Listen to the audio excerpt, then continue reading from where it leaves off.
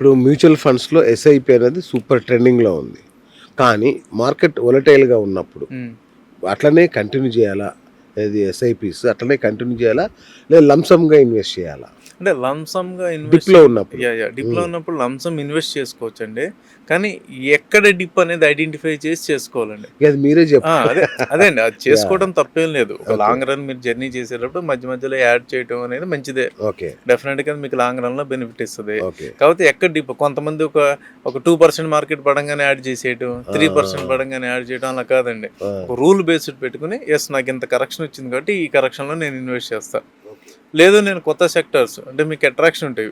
So, attractive sectors ఏమున్నాయి ఆ సెక్టార్‌లో కూడా మనం ఇన్వెస్ట్ చేసుకోవచ్చు. అది ఓకే. దట్ ఈస్ గుడ్ అండి. అచ్చా! బట్ అంత మనీ అంతా మ్యూచువల్ ఫండ్‌లోనే పెడతాం అనేది కరెక్ట్ కాదంటున్నా. కరెక్ట్. కరెక్ట్. ఇప్పుడు మనం చూసామనుకోండి, హ్మ్. మనీ రాంగానే మొత్తం మ్యూచువల్ ఫండ్‌లోనే పెట్టాలి. నో, ఇట్స్ నాట్ హ్మ్. కరెక్ట్ అండి. ఓకే. మనకి చాలా అసెట్ క్లాసెస్ ఉన్నాయి. యెస్. డైవర్సిఫికేషన్ అనేది చాలా ఇంపార్టెంట్ అండి. ఇంపార్టెంట్. యెస్. అంతేగాని మనకు ఒక రూ. 1,00,000 ఈరోజు మిగులుతున్నాయంటే రూ. 1,00,000 తీసుకొచ్చి మ్యూచువల్ ఫండ్‌లో పెడతాం కరెక్ట్ కరెక్ట్ కాదండి. కాదు. కరెక్ట్. కరెక్ట్. మార్కెట్ ఒక్కటే కాదు కదండీ. అవును. చాలా సెక్టార్స్ ఉంటాయి. అవన్నీ కూడా మీకు రిటర్న్ ఇస్తానే ఉంటాయి. ఇప్పుడు రైట్. ఒక ఒక ఒక ఒక సినారియో మీరు అనాలిసిస్ చేసుకోండి. అవును. అవును. మార్కెట్స్ ఒకవేళ ఒక 7 years, 8 years long time perform చేయలేదనుకోండి. సో, ఆ రిస్క్ ఎప్పుడు ఉంటుంది కదండీ. కరెక్ట్. కరెక్ట్. ఇంటర్నేషనల్ మార్కెట్‌లో అలాంటివి జరిగినాయి కదా. అవునా? ఓకే. జపాన్ మార్కెట్ మనం చూసాము. అవును. సో, ఇవన్నీ ఉంటాయి కదండీ. ఇప్పుడు రైట్. మనీ మనకు అవసరం 20 ఇయర్స్ కోసం పెట్టుకున్నాము. మనం 13 ఏళ్ళు మార్కెట్ బాగా పెర్ఫార్మ్ చేసింది. 14 ఏళ్ళు. అవును. లాస్ట్ 6 ఇయర్స్ పెర్ఫార్మ్ చేయలేదు. ఏమవుతుంది అప్పుడు? హ్మ్. మనం విత్‌డ్రా చేసే టైంలో ఆ! అది ఏమవుతది మన ఫండు? అవును. అంతే కదండీ. కరెక్ట్. ఇప్పుడు లాస్ట్ మీరు 1 ½ ఇయర్ బ్యాక్ చూడండి. 43% కూడా మిడ్ క్యాప్ ఫండ్స్ చూపించింది. స్మాల్ నిజం. క్యాప్ నిజం. Funds right. అవును. ఈరోజు చూస్తే తగ్గినాయి కదండీ చాలా అవన్నీ. తగ్గినాయి. సో, విత్‌డ్రా అప్పుడు నా చేసినప్పుడు పోర్ట్‌ఫోలియోనే ఒక 20% పడిపోయిందండి. ఆ!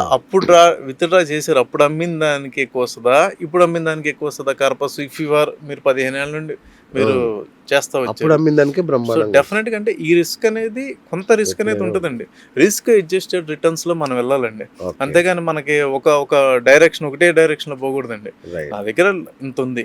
నేను ఎందులో ఎంత పెట్టుకోవాలి? There are many things. Correct. Gold correct. ఉంది, రియల్ ఎస్టేట్ ఉంది, తర్వాత బాండ్స్ ఉన్నాయి. యెస్. డిఫరెంట్ ఫైనాన్షియల్ ఇన్‌స్ట్రుమెంట్స్ ఉన్నాయి. రైట్. దేనిలో ఎప్పుడు నేనదే చెప్తున్నానండి. It's all about rotating the money. It's right. Not the fixed మనం చేసుకోవాలి. ఒక ఫిక్స్డ్ ప్లాన్ ఉండాలి.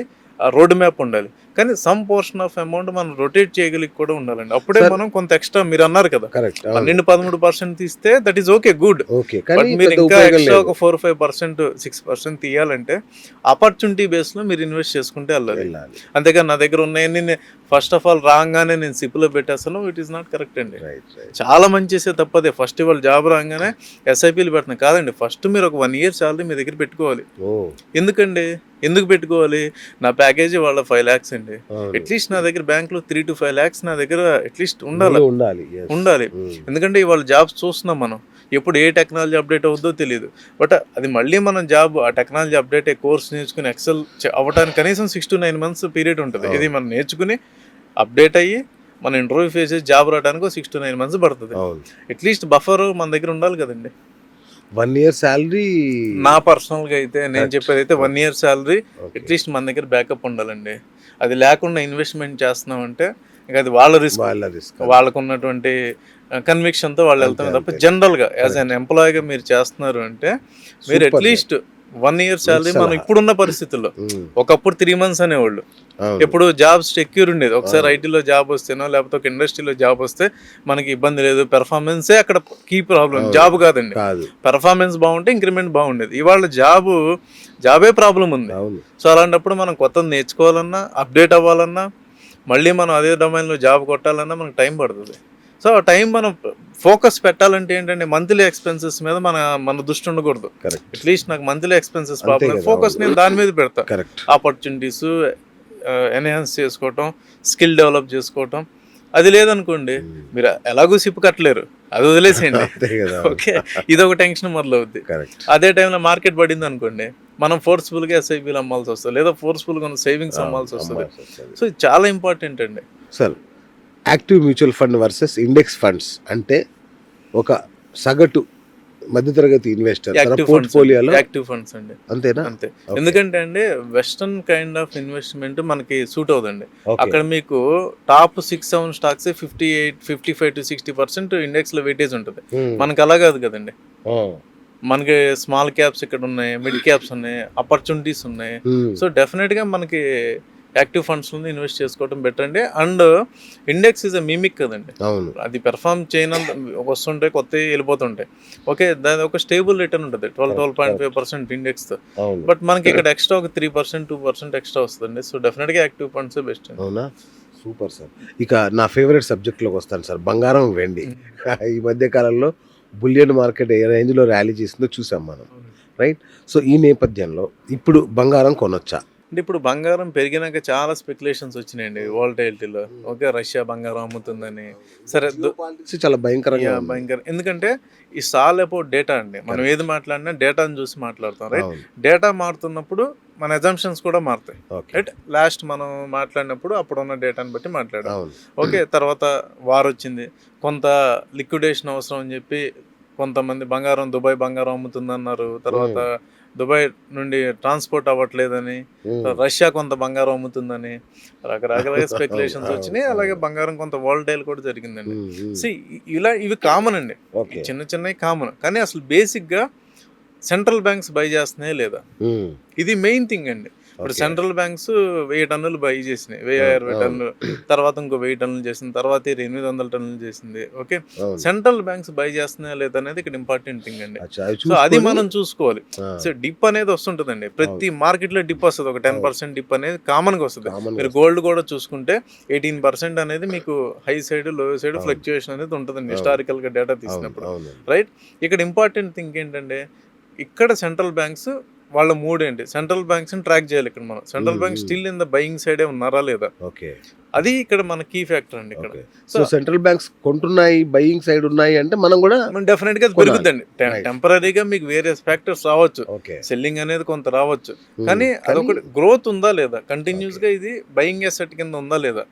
సో బయింగ్ అసెట్ కింద ఉందనుకోండి, ఇప్పుడు డీడాలరైజేషన్ అనేది పాపులర్ అవుతా వచ్చింది, చాలా దాని మీద డిస్కషన్ నడుస్తుంది, కరెన్సీ వార్ నడుస్తుంది, ఇవన్నీ నడుస్తుంది. సో ఈ నేపథ్యంలో సెంట్రల్ బ్యాంక్స్ బయింగ్ అనేది ఎలా ఉంది, ఇప్పుడు ఈ ఇయర్ ఎంత బై చేస్తున్నాయి, సో బయింగ్ మూడ్లోనే ఉన్నారా, వాళ్ళ పోర్ట్ఫోలియోలో ఇది ఒక అసెట్ క్లాస్ కింద యాడ్ చేస్తున్నారా లేదా, ఇది మనం ట్రాక్ చేస్తుందండి. ఈ మధ్యలో 10% పడచ్చు, పెరగచ్చు, ఇదంతా జరుగుతుంటుంది. సో అది మనకేంటి, నిజంగా అది బయింగ్ కంటిన్యూ అయింది అనుకోండి, సో కంటిన్యూస్ ఒక 3-4 ఇయర్స్ అప్ సైడ్ ఉండొచ్చు, రైట్? మన పోర్ట్ఫోలియోలో గోల్డ్ శాతం ఎంత ఉండాలి? జనరల్గా అందరూ చెప్పేది అయితే వాళ్ళ ఫండ్స్ కూడా ఏంటంటే 10 to 20% మెయింటైన్ చేయడానికి ట్రై చేస్తున్నాయండి, ఓకే, గోల్డ్, ఎందుకంటే స్టేబుల్గా ఉంటాయని చెప్పి. సో ఇప్పుడు వాటిలలో కూడా ఫిజికల్ బాండ్ కంటే కూడా sovereign bonds, gold sovereign bonds అనేది మంచిదండి, కానీ ఇప్పుడు అవి లేవు కదా. ఈటీఎఫ్లు, ఈటీఎఫ్స్ నేను ఐఎమ్ నాట్, అది ఈటీఎఫ్ అంత కంఫర్టబుల్ కాదండి, ఎందుకంటే గోల్డ్ ఎప్పుడు ఫిజికల్ గా కొనుక్కోవడం బెటర్ అండి. అవునా? అంటే ఇది నా పర్సనల్ అభిప్రాయం అండి. మళ్ళీ ఎందుకంటే అంటే అట్లా కాదండి, ఇక్కడ వ్యూ పాయింట్ డిఫరెంట్ ఉంటుందండి. ఇప్పుడు కొంతమంది ఏమంటారంటే ఫిజికల్ గా కొనుక్కుంటే నేను దాయాలి, నాకు అదొక ఇబ్బంది ఉంది అనేది నెంబర్ 1, ఇదొకటి.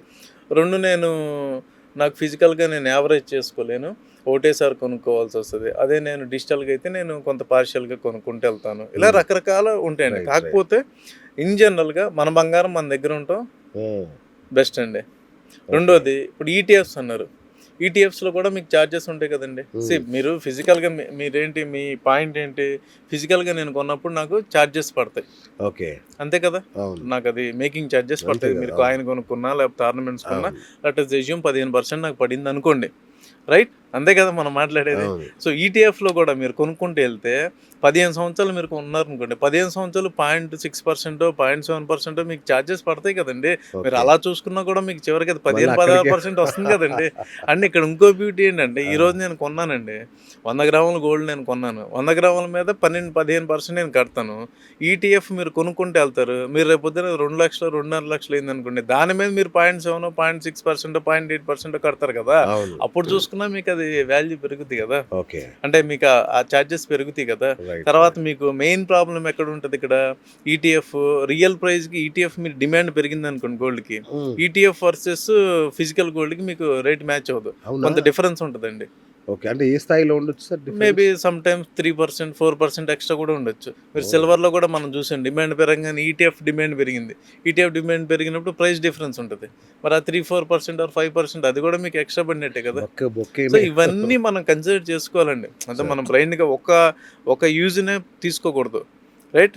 ఇంకోటి ఏంటంటే మన బంగారం మన దగ్గర ఉండడం మంచిదండి. అది అంతే, మన బంగారం మన దగ్గర పెట్టుకోవటం మంచిది. Correct. అండ్ అది మనం యూజ్ చేసుకోవడానికి మనం కొనుక్కుంటాం కాబట్టి